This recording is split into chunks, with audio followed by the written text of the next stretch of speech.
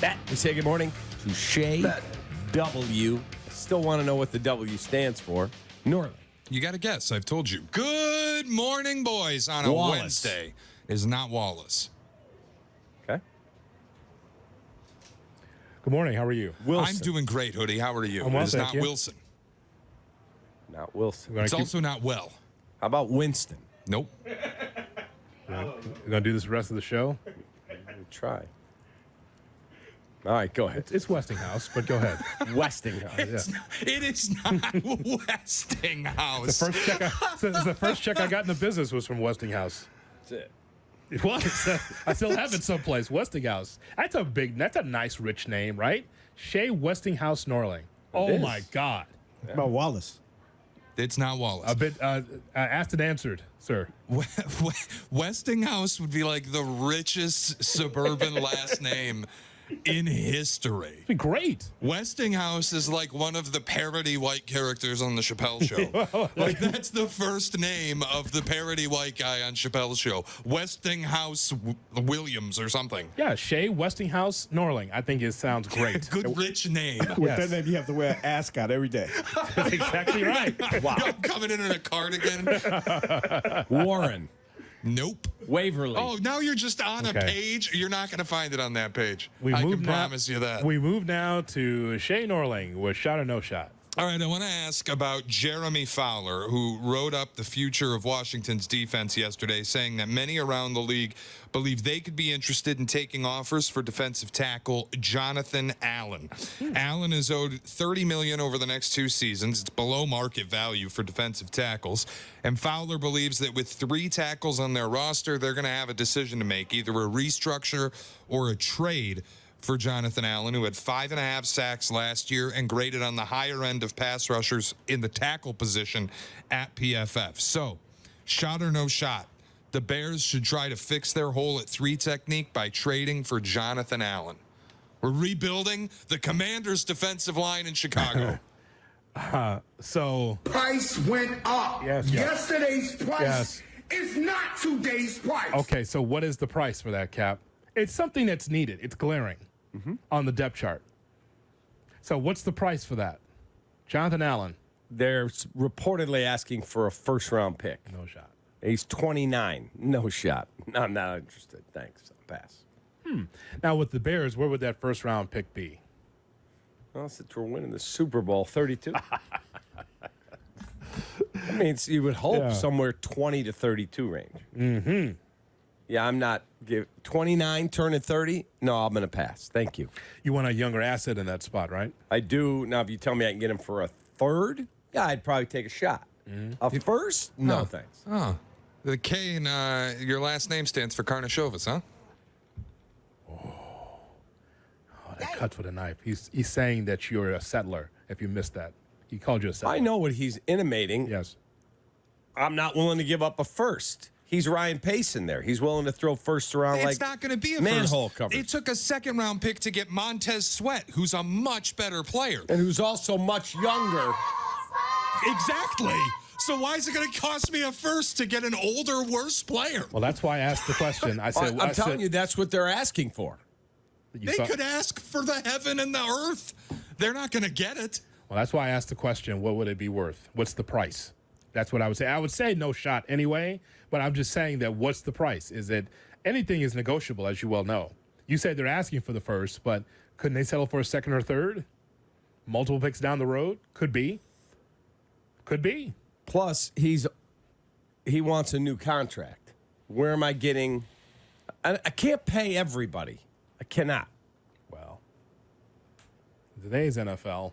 He's looking at an average salary of $25 million. I get it. It's a no shot. Yeah, no All right. shot, Jay. I'm going to pass. Thanks. All right. What else?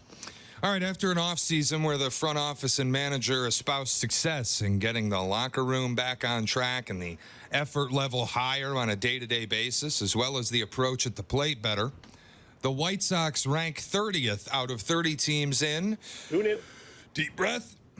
Batting average, on base percentage, slugging, OPS, walks, WOBA, weighted runs created plus, pitches seen, WAR, BABIP, home run, runs, hits, barrels, and hard hits. 30th out of 30 teams. Ozzie Guillen sounded off in the postgame yesterday about the accountability factor, saying if they're telling you there is one, they're lying. They were accountable? Accountable. They say that every day. They're lying. They're not accountable. They don't. I'm sorry. Yes, they don't. They're not. They're not. I told my wife yesterday, last night I get home, I was like, are you okay? I said, no. I'm tired of watching this thing every day in, day out. I get paid, yes. But I'm a White Sox fan, bro. I'm sorry. But the first time I walked to my house last night, you can call Evie's right now, and I'm like, you okay? I went to take my clothes off, put my pajamas on, and say, you know what I mean? It's just sad to see this thing. Where it is right now. Stinky night. Damn. No accountability, says Ozzie. So my question, shot or no shot? The White Sox really should move on from Pedro Grifol. That's a no shot. Nope. Keep it rolling. There's not a manager in the game that could fix this. No shot. Let it keep going. This is what you wanted.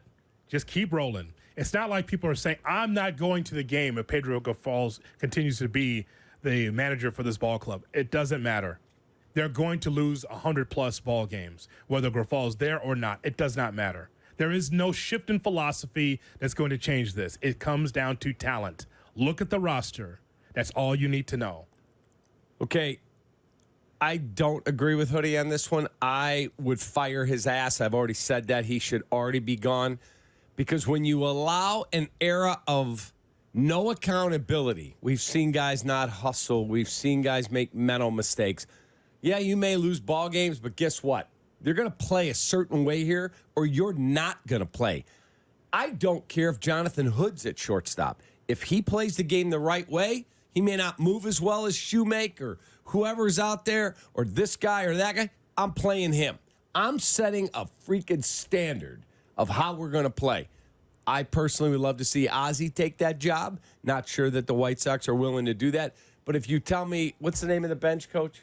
Montoya? Charlie Montoya. Yeah. Okay, that's changing the deck chairs on the Titanic. I don't think he moves the needle for the fan base. You tell me Ozzie Guillen comes out of the broadcast booth, sign me the hell up. But Pedro Grifol has worn out his welcome. He needs to go. No, it doesn't matter, Cap.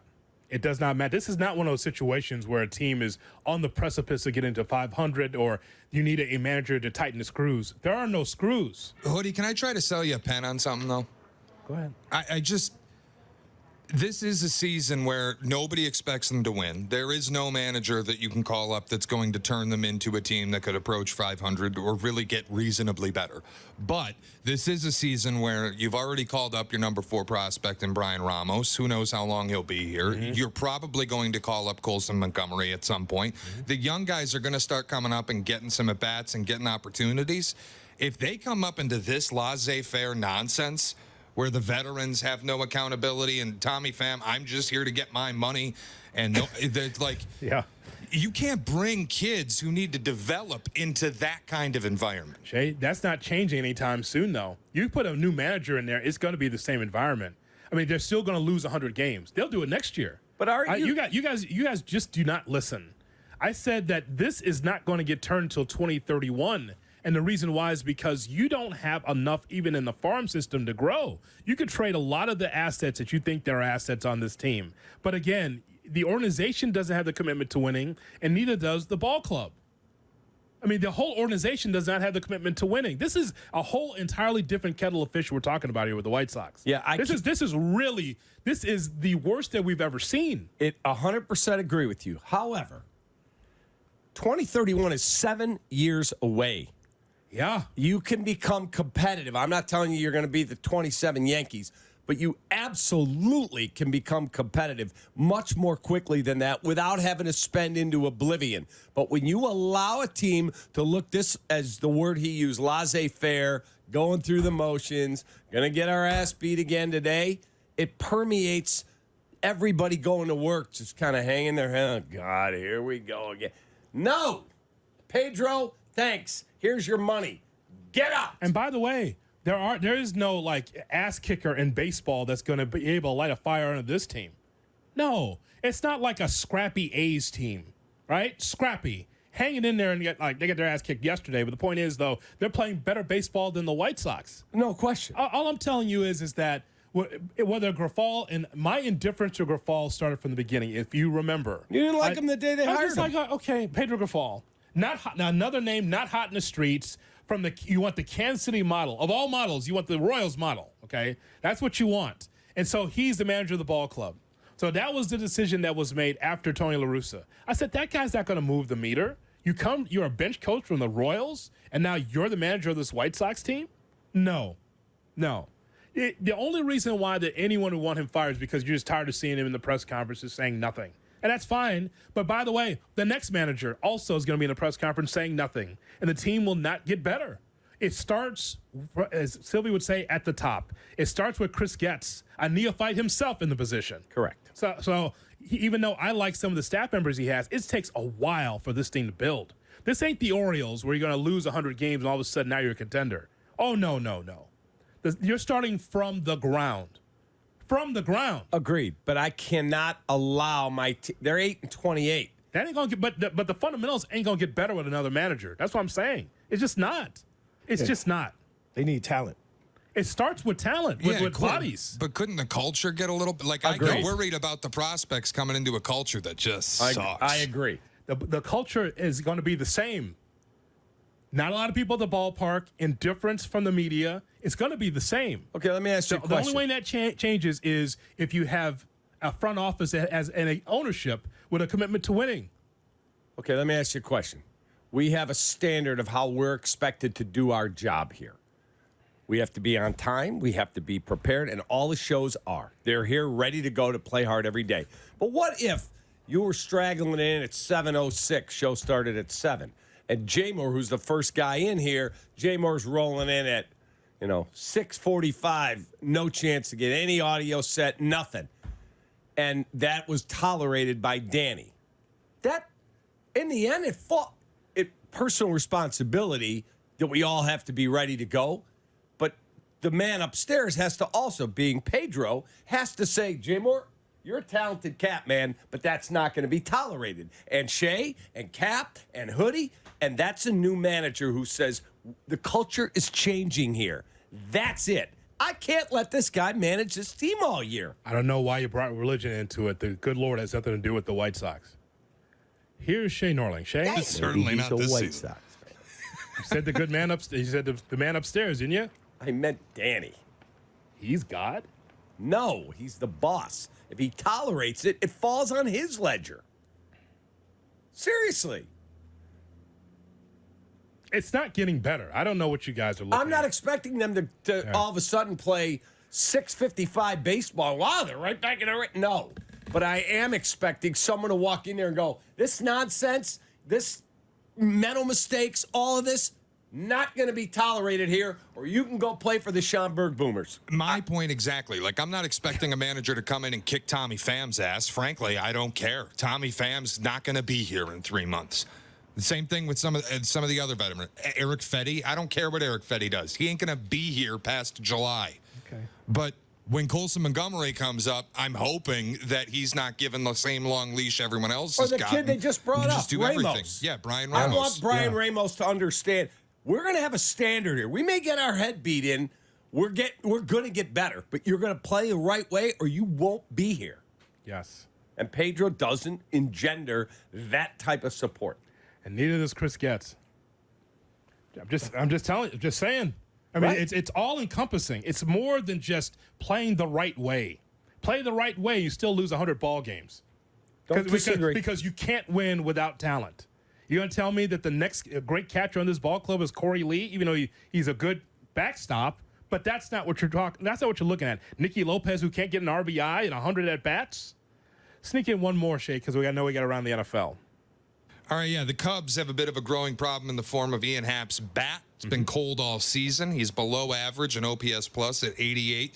Weighted runs created plus also under the century mark at 98. Meanwhile, Mike Tauchman does nothing but hit the ball in his opportunities. 146 OPS plus. And word on the street, Seiya Suzuki could be back in the lineup as soon as this weekend. So shot or no shot, when Seiya returns, the Cubs should give Happ a few days off. That's a shot. That's a shot. He needs to just collect his thoughts, come in for a pinch hitting appearance or defensive replacement. Just a couple days. Work with Dustin Kelly, the hitting coach, and see if we can snap out of the funk. He's a good dude. He plays hard. Right now, he stinks offensively. That's a fact. The numbers don't lie. I remember a player coming up to me going, dude, you ripped me on the postgame last night. I did? Yeah, you were all over me because I struck out 4 times. I'm like, but you did.